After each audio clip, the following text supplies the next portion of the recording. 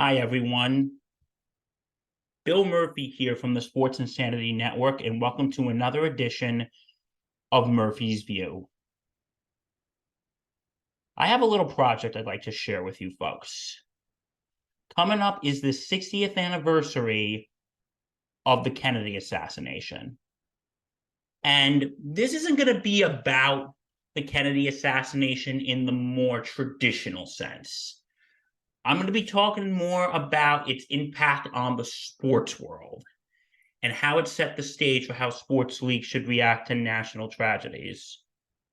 So I proudly present, after weeks of hard work, I present to you the JFK assassination and how the sports world react to national tragedy.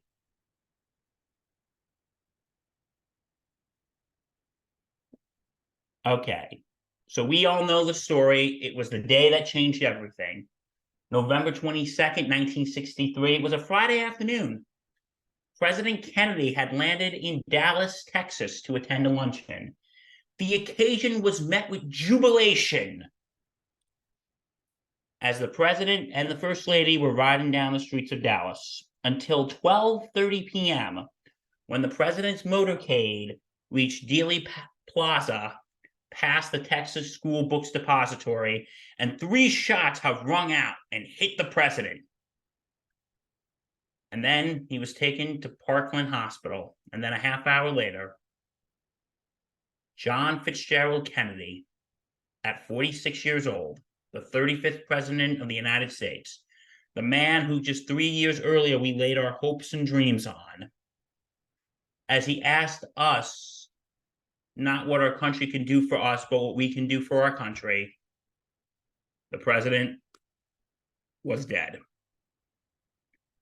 This is the New York Times headline, and this is a picture of the flag on the White House being at half-mast. Life just stopped in the United States when the president died. Weddings were postponed, stores were closed, and Broadway went dark. But there was one industry that people were wondering how it would react, and that was the sports world. The NBA canceled their games for the day of the assassination, but they played the rest of the weekend games. The NHL had no games scheduled on the day of the assassination, but they played all of their weekend games. And college football had canceled all but 4 games that day. Of those 4 games that were played, the only game that I could find information on was Oklahoma, Nebraska. Both schools wanted to cancel, but the NCAA told them to play because this was for the Big 8 championship, and someone from the Orange Bowl committee had already flew in for the game, so the game ended up being played. The other games that were canceled were Texas Tech, Arkansas, Florida State and Auburn, and Tulane, Louisiana, and LSU. The Army-Navy game, which was supposed to be scheduled for November 30th, the next week, it was going to get canceled. But after speaking to the Kennedy family, they gave their blessing to play, and the game was pushed to the next Saturday on December 7th. Jackie Kennedy, the First Lady, had said that it would be a fitting tribute to her husband. President Kennedy loved college football. He actually played on the JV team at Harvard University and loved the Army-Navy game. He attended both of the games during his presidency in 1961, 1962, and he had planned to attend this one in 1963. Navy ended up winning that game 21-15. And then Massachusetts Senator, the late president's brother, Ted Kennedy, said he loved the Army-Navy game, and I think he would have loved the outcome. Kennedy himself served in the Navy during World War II. The Big Ten ended up canceling games that morning, the day after the assassination, November 23rd, after the Big Ten commissioner called Michigan Governor George Romney, Mitt's father, George Romney, and told him the games were going to be canceled. The American Football League, the upstart American Football League, canceled its games for the 23rd. So all the other leagues, they seem like they have everything all figured out. But there's one that doesn't. The NFL. What were they going to do about this? The nation had just watched our young, vibrant president get killed in broad daylight. All the other leagues are canceling or at the very least postponing their games. So what was the NFL going to do? The decision landed on their fourth year, 37-year-old commissioner, Pete Rozelle. He didn't know what to do either.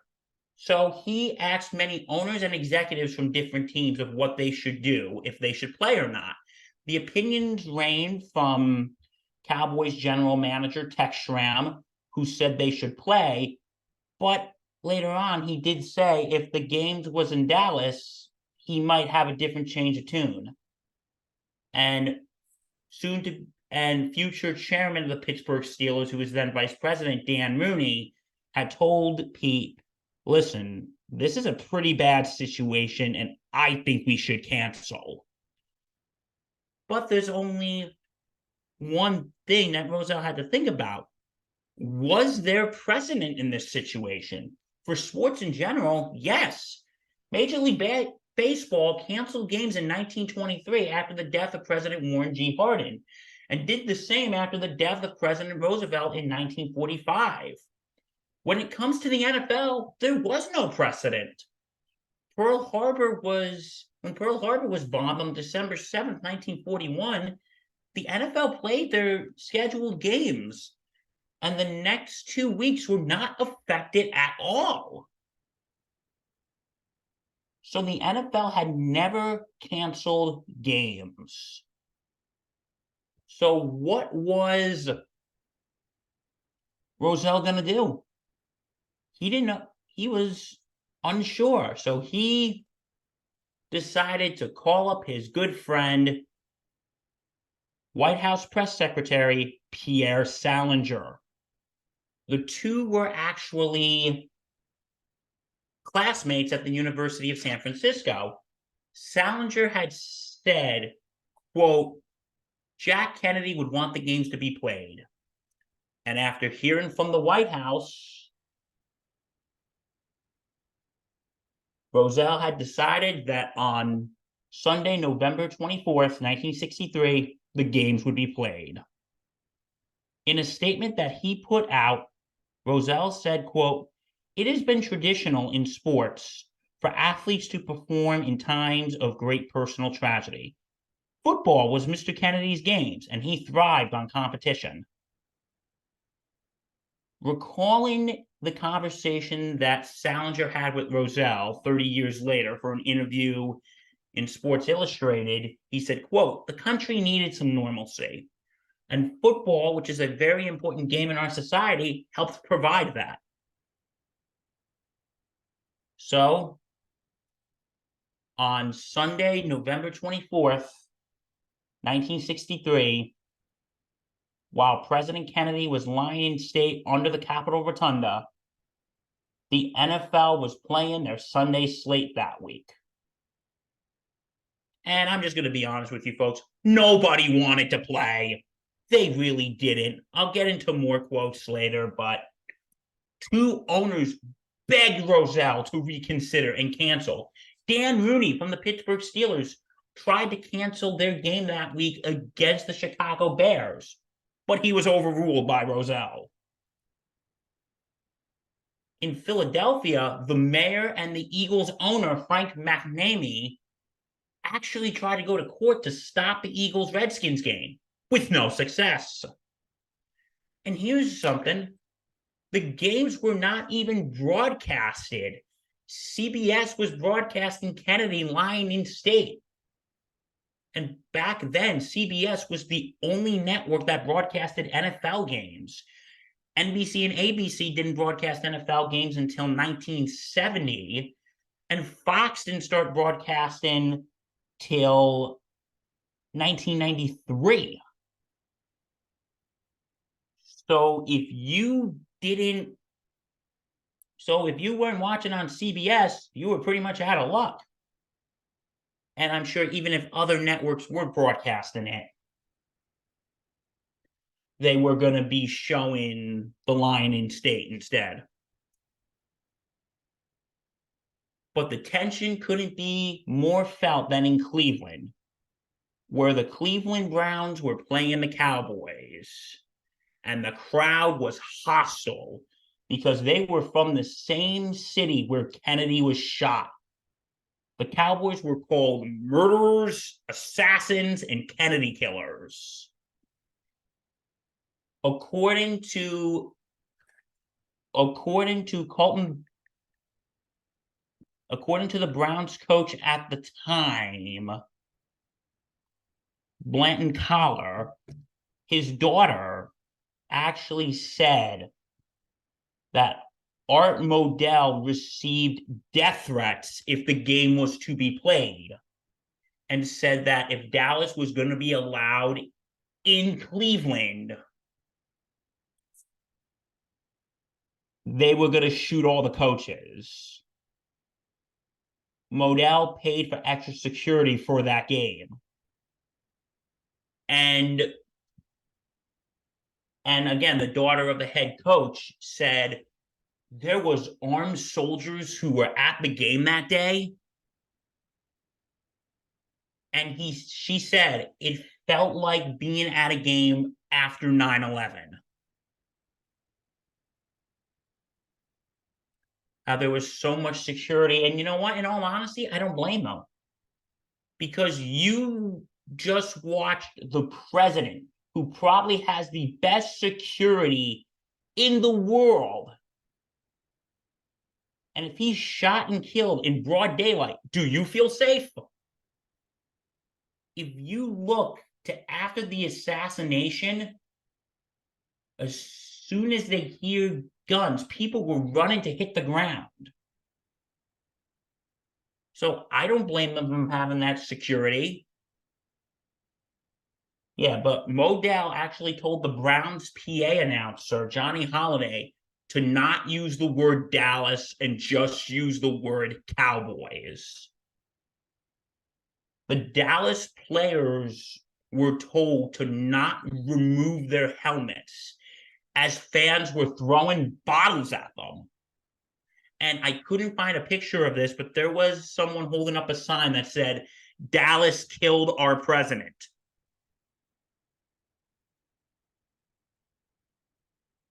That said, "Dallas killed our president."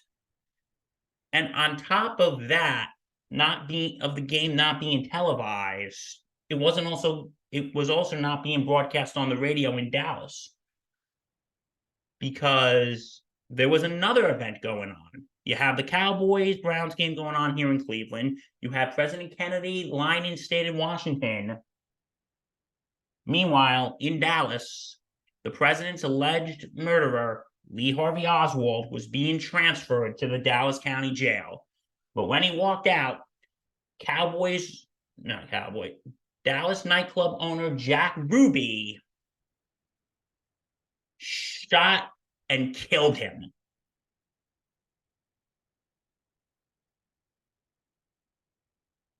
And people were listening to the news of Oswald's murder in the stadium with their transistor radios. A day that you seriously should have not considered playing football. A day you have the president's line in state, you have his assassin dead. This was not a good idea to play football that day. This was beyond not a good idea. Let's just say I'm not the only one who thinks that. Rozell's decision to play was heavily criticized in the media, and rightfully so. Melvin Durslag of the Los Angeles Examiner called it, quote, a sick joke. Sandy Grady of the Philadelphia Inquirer said, quote, I am ashamed of this fatuous dreamland.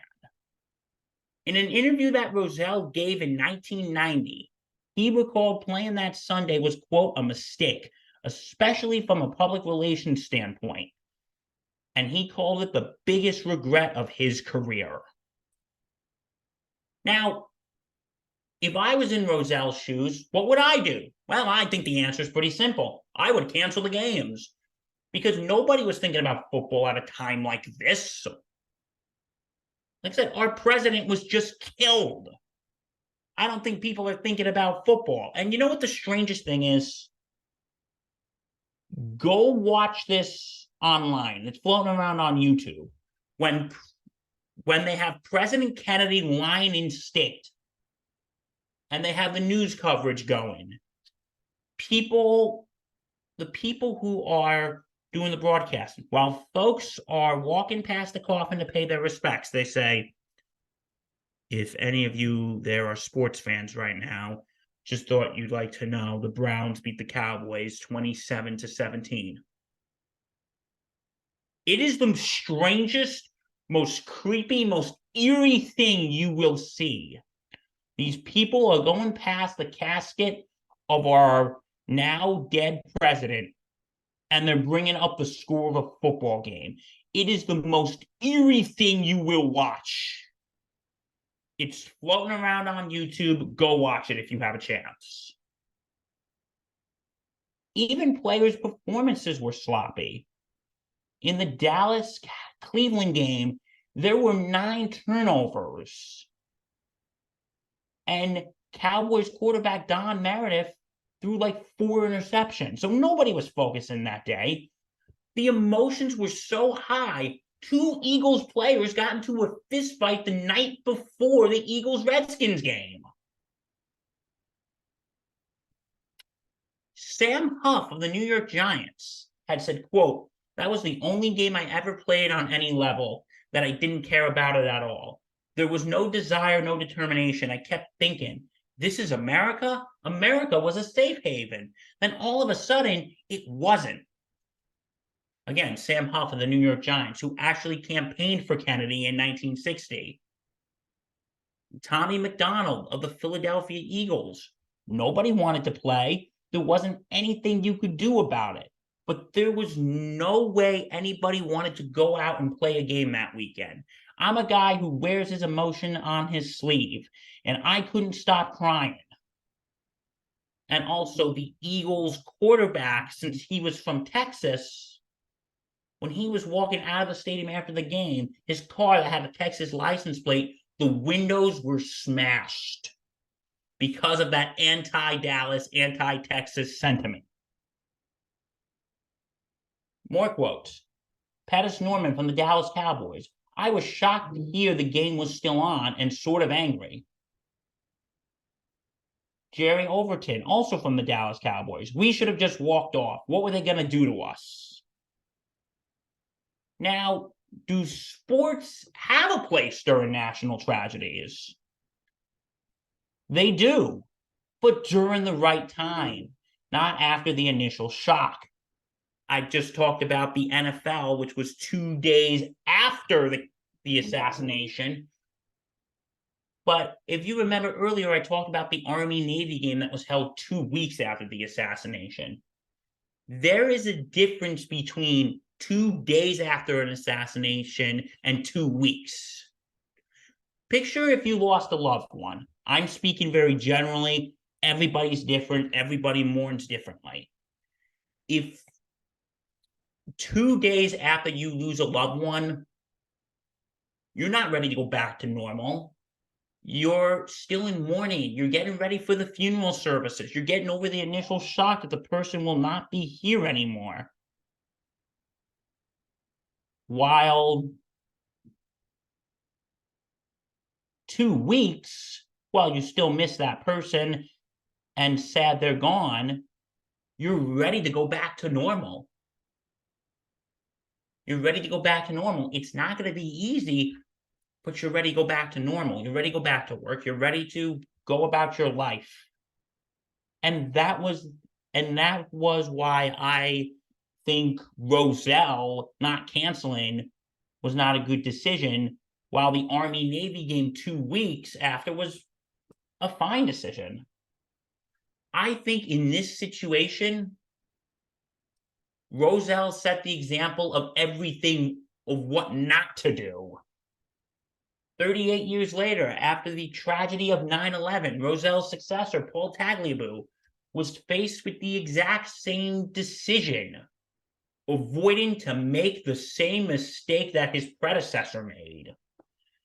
Right after 9/11 happened, there was whispers in NFL headquarters, let's not make the same mistake Roselle made after Kennedy was shot. Let's not do that again, please.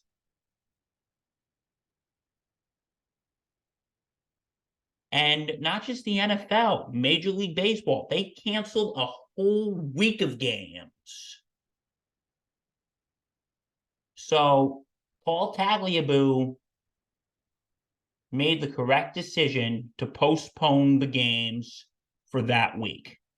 And you know what? It's like this. Roselle was crucified for not canceling the games, while Tagliabue was praised for canceling the games. I think it's fair to say Tagliabue succeeded where Roselle failed. But now this goes into the bigger questions. Why do sports have a place in national tragedies? Well, I think it's simple. Sports provide escapism.